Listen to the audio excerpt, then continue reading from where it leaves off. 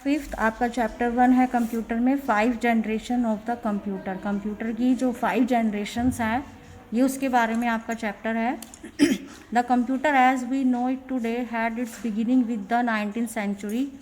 ये कब हुआ था? 19th सेंचुरी में English mathematics professor name Charles Babbage he design the analytical engine. इन्होंने कौन सा कंप्यूटर डिज़ाइन किया था?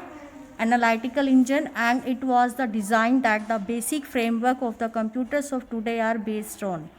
Generally speaking, computers can be classified into 5 generation. हम लोग कंप्यूटर की जनरेशन्स को 5 जनरेशन्स में 5 जनरेशन्स की कैटेगरी में क्लासीफाई करते हैं according to the development of technologies use to fabricate. किस किस बेस पर ये 5 जनरेशन्स तक है?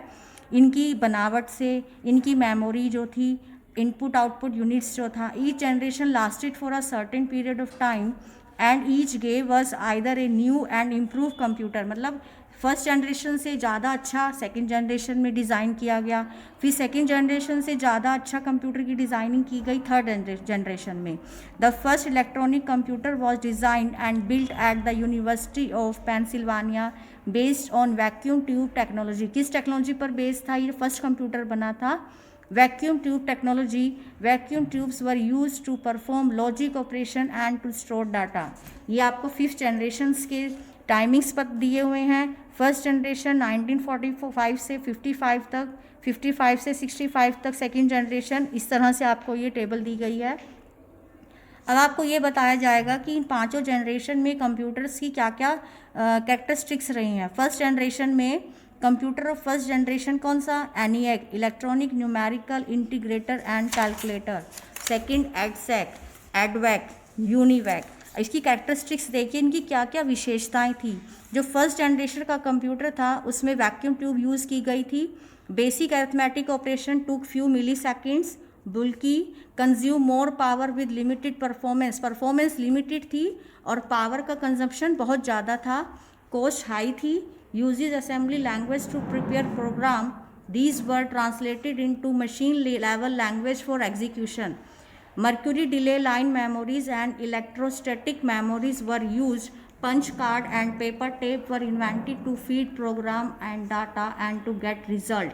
Magnetic tape, magnetic drum were used as secondary memory. Secondary memory के लिए क्या चीज़ यूज़ की गई थी? मैग्नेटिक टेप या magnetic drum, mainly use for scientific computation. ये आपको फर्स्ट जनरेशन की कैरेक्टरिस्टिक्स बताई गई हैं। इसी तरह से आपका जब सेकेंड जनरेशन स्टार्ट हुआ तो IBM 7030, digital data corporations, PDP 1, Honeywell 400, इसकी कैरेक्टरिस्टिक्स आपको दी गई हैं। कुछ कुछ मैं आपको बताती हूँ। जैसे transistor was used in the place of vacuum tube. जब सेकेंड जनरेशन का कंप्यूटर आया तो वैक्यूम ट्यूब की जगह किस चीज़ का यूज़ किया जाने लगा? ट्रांजिस्टर्स का। स्मॉल इन साइज, साइज छोटा हो गया। लेसर पावर कंजप्शन, पावर की कंजप्शन कम हो गई और परफॉर्मेंस पहले से बेटर हो गई। Lower cost than first generation of computer, पहले वाले जनरेशन की कंप्यूटर के अकॉर्डिंग इसकी कॉस्ट कम थी। Magnetic ferrite core memory were used as main memory which is a random access non volatile memory. Magnetic tapes and magnetic disk were used as secondary memory. High level languages जैसे Fortran, COBOL etcetera were use. इसमें आपकी ये language use होने लगी। Separate input output processor were develop that could operate in parallel with CPU। अब input और output का जो प्रोसेसर था वो अलग अलग से बनाया गया जो कोऑपरेट करता था CPU को, दोनों एक साथ पैरेलल यूज़ होते थे। Punch card continue during this period also. Punch card first generation में भी था और पंच कार्ड सेकेंड जनरेशन में भी यूज़ हुआ। Increasingly use in business industry, इनका यूज़ कहाँ कहाँ हुआ आपको ये दिया गया है। Now third generation is start from 65 से 75। Computer of third generation computer are started from 65 से 75 था इसका टाइमिंग। थर्ड जनरेशन में क्या हुआ देखिए, system 360 main frame from IBM, PDP 8, mini computer from digital equipment corporation. इसकी कैरेक्टरिस्टिक्स आपको बताई गई हैं। अब IC कोड यूज़ होने लगा। Small scale integration and medium scale integration technology were implemented in CPU, input output processor etcetera. Smaller and better performance, comparatively lesser cost, इसकी cost उससे भी कंपैरेटिवली कम हो गई। फास्टर प्रोसेसर, काम तेजी से होने लगा। In the beginning magnetic core memories were used, later they were replaced by semiconductor memories.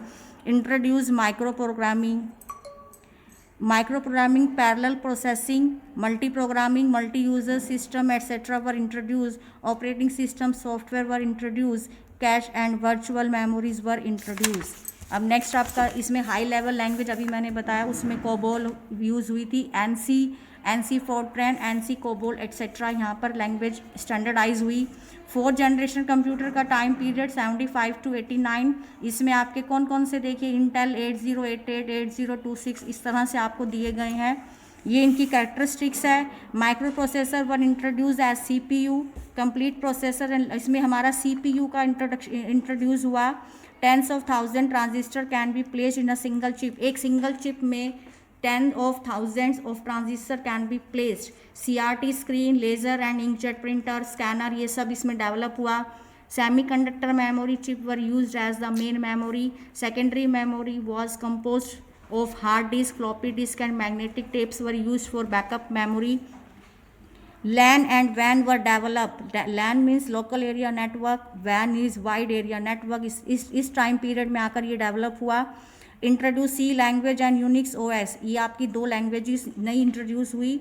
Introduce graphical user interface, computer organisation, less power consumption, high performance, lower cost and very compact. इसमें performance उन generations के according अच्छी थी। Much increase in the speed of operation, Param 1000।